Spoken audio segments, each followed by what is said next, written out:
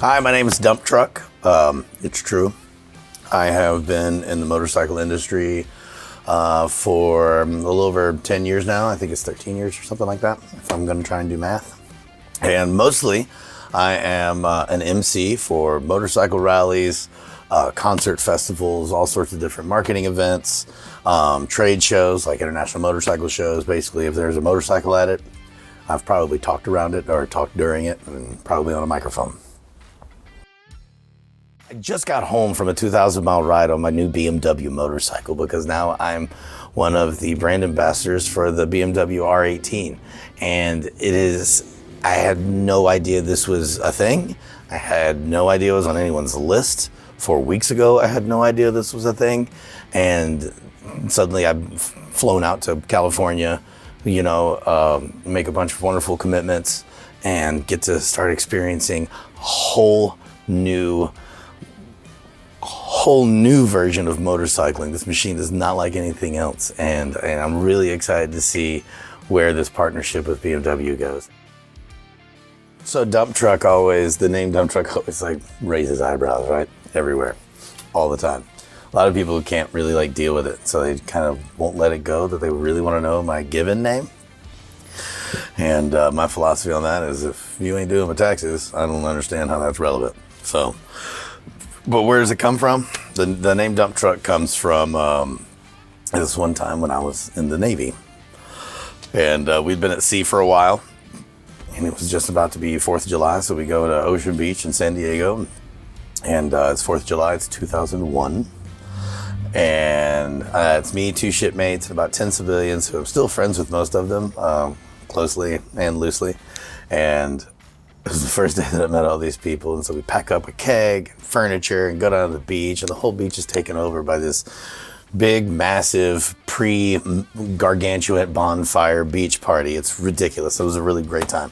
But for me, I just wanted to sit on the beach, be around people at the beach, and drink beer. That's really it. I had no other aspirations.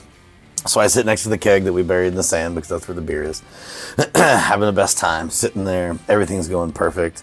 I'm looking at the ocean. I'm not floating on it. I'm super happy. And if you fast forward about 4 hours or so, and everybody's, getting there, and a few of the guys start wrestling around, and they just topple on top of me. And I was just like, what the? God, it's mad, man. I had beer all over me. I had sand in my mouth. They don't even care. They're laughing, just funning around, being dummies, and like we do.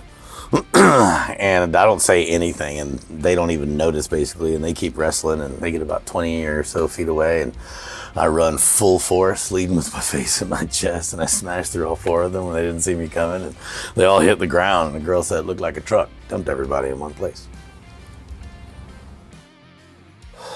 This was a gift given to me after I got back from my longest road trip, which was 5 months and 2 days. I went 31,334 miles. And I went through all 48 contiguous states that year. Before this trip happened, I actually was all over this area, and this is just kind of how I planned it for fun. I've always seen it, and I was just like, hey, I'm going to do this map. And I was bunking with my friend Irish Whipsky, one of the roller derby players in Los Angeles, and a really, really great friend. And so she actually had it framed and everything when I got back from the road trip, so I'd have this memory. And she just had a room that I could borrow from time to time because I didn't really live anywhere, but had some storage units and some really nice friends. And this is a fond memory. My ass still hurts. 31,334 in 5 months and 2 days to get a paycheck. So, weather's a thing no matter how far you're riding, how short you're riding, right? But there's a big difference between being a 2-mile rider where you stay pretty close to home, ain't nothing wrong with it, and then when you do distance, especially when you do distance for your first time. I packed the world on my motorcycle for my first trip. It was massive. And as times continued, it's gotten smaller and smaller and smaller. And it's really all about your necessities and being prepared for everything. So if you're going to go on your first long distance trip, let's say it's going to be this time of year. We're in November, and this is when the seasons change. And so sometimes it's wet weather, but it's almost always changing weather. So you have to have your rain gear. I mean, that's paramount. You need an extra pair of gloves, some that are going to go along with your rain gear with some insulation in them. It's like Gore-Tex is probably a really great idea. They've got a lot of products out there that have D3O padding that are already in them, which is the shock absorbent. And worst case scenario stuff ends up not hurting you as bad as it could. Make sure that you've got layers to put on, because some days it's going to be warm and some days it's going to be both warm and cold. So you'll start bundled up, and as the day goes on, you shred it down. That's my favorite way to do it, because you've got options. Let's see, if you're going to do like 2,000 miles, like I just finished a 2,000 mile trip, you should bet on like 500 miles a day. Leave early, stop often. 500 miles is like the tip of allowing you to do that and actually spend some time in the places instead of just going, hey, that was awesome. Like, that's fun too, just being able to see everything, but you know, you can't smell the roses if you don't stop. So what really got me into motorcycles is that Sportster back there. My dad actually bought it for my mom. He had just restarted riding again. I guess in the 70s he had a Triumph he used to rip around on. And I never knew him to ride a motorcycle. So he ended up getting one and was like, you know what? I want my wife to join me. Buys a Sportster. My mom sits on it, doesn't even start it yet. And she is so nervous and scared of it. He goes, nope, you're not riding anything. And it sat. It sat and it sat and it sat.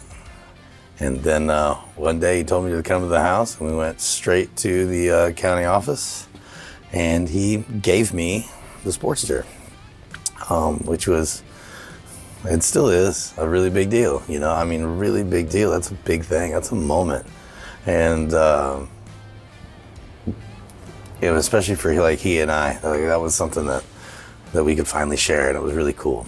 And that's where I really learned how to ride, was in the Rocky Mountains. So after I took all my safety courses and training courses, and I took some advanced courses and stuff like that too, and just rode and rode and rode.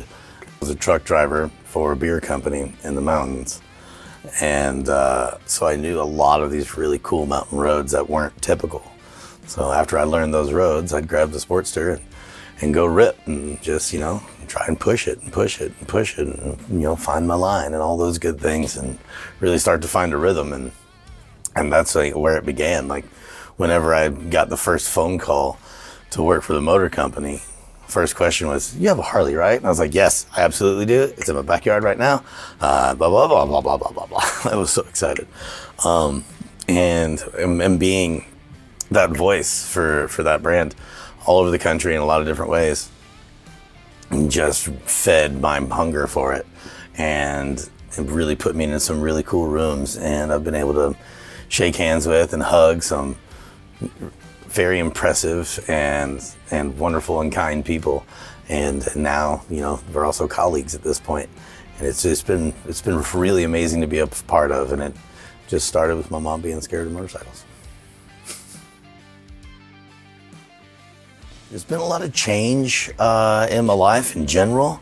Coming up here in 2002 and getting ready to move out of my house and into a 30-foot toy hauler, and gonna pull that with a truck and throw some motorcycles in the back and go back on the road full time. But this time I'm going to have my house with me instead of having to sleep under my motorcycle. I have a feeling it's gonna be a lot more enjoyable that way and a lot more productive.